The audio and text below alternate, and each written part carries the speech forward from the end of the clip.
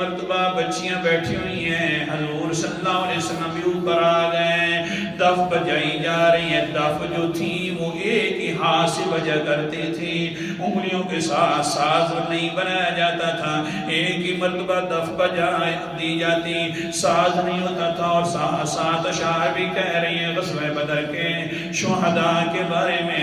ایک بچی نے جب پیغمبر کو دیکھا آ رہے ہیں تو کہنے لگی فینا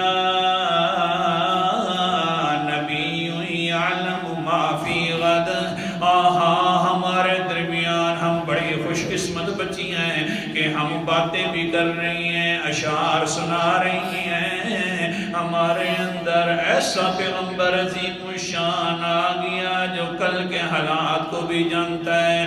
قال النبی صلی اللہ علیہ وسلم، اللہ تعالی ہم سب کو قرآن اور سنت کا پابند کرتا ہے۔ مسئلہ سے بھی یہ ہے،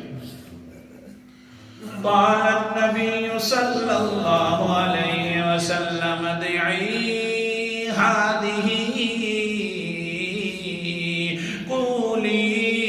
بالذی کنت تقولین، نہ کر بیٹا اس طرح کام نہ کر، اس کام کو اس بات کو چھوڑ دے، وہی بات کر جو پہلے کہہ رہی تھی، کیونکہ عالم الغیب ہے تو صرف کون ہے؟